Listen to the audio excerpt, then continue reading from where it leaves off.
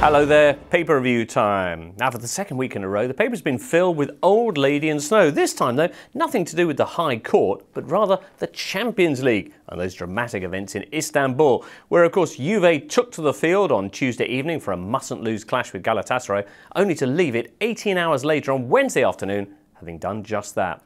Now the first part of the game, as you probably saw, came to a halt after half an hour due to heavy snow, leaving the papers to amuse themselves as best they could. Photomac from Turkey went with a penguin on the front page. It's a penguin story, they said, while Italy's Gazzetta dello Sport pointed out that this fixture has already been postponed twice in previous years too, over security concerns, and also that this isn't the most surprising postponement ever. No, that honour, the paper suggests, belongs to a Fiorentina Pistoiese derby from the 1950s, which was stopped not for snow, nor rain, nor wind, but for UFOs. Yes, at 14:20 on the afternoon of the 24th of October 1954, in the skies over Florence in the Artemio Franchi Stadium appeared at least 20 unidentified objects. Public and players were so dumbfounded, the referee had no choice but to stop the encounter.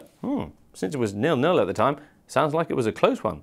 Well, anyway, back to this year, and Wednesday, the remaining 61 minutes were played out between Galatasaray and Juve, with the Turks sparking delirium by winning 1-0, going through at Juve's expense. Now, Snow Lions, cries the wildlife-loving Turkish press, while Fanatic say it's another chapter in Turkey's proud history. The forgotten Drogba knocks the ball to the forgotten Schneider, and the Italian superiority is forgotten. Never before have Galatasaray, the great history writers of Turkish football, says the paper, staged anything this memorable. The Italians rather less chuffed, especially about what they saw as a deliberate dirty tricks campaign by their hosts, says the Gazzetta. Juve, mud, trickery and bitterness. This is not football, declares the paper, accusing their hosts of deliberately ruining the midfield that Juve were attacking into. At half-time, says the paper, they sent a tractor on to plough up that part of the field. So the final 45 minutes had a pristine turf, here we can see it rather nicely, in front of Juve's goal, and an impassable bog in front of the home teams. And, says the Gazzetta, it happened to Cluj when they visited last year too. Crikey. Well, Sport from Turin on a similar theme.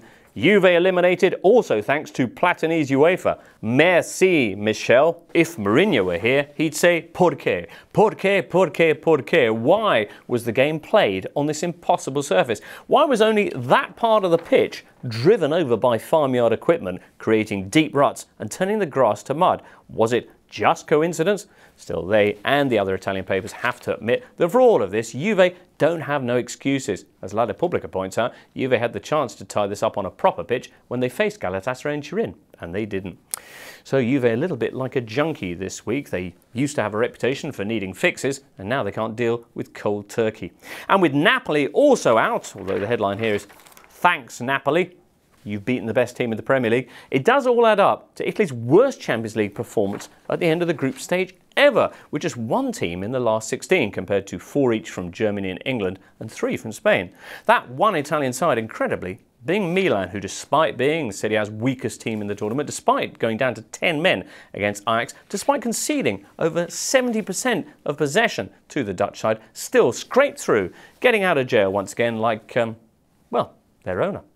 So the Rossoneri fly the flag in the knockout stages. Juve and Napoli meanwhile go into the Europa League, which could be interesting since the final this year is in the Juventus arena. So that's something for them.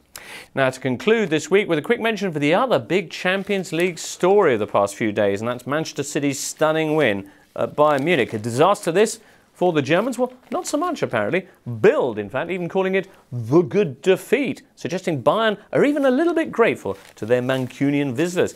Quoth Pep Guardiola, maybe the club, the team and the coach needed a defeat so we can remember how difficult it is to win these matches. And Mario Götze adding, now we have learned what it is like to lose. This helps us for the future. Oh dear, if you strike them down, they'll only return more powerful than you can possibly, etc.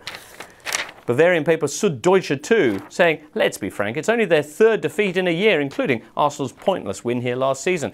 Perhaps for those Bayern supporters who've already booked flights to the final in Lisbon, this was a little warning. The Bavarians, even under Pep Guardiola, are only human. As for City, they and Bild say it's very curious that they didn't know that another goal would have been enough for them to win the group. Says Bild, Hopefully they'll read the rules before the knockout stages. Well, it would be nice. Anyway, more papers to come as the Champions League progresses. Hopefully you'll be joining us next time out here on our paper review.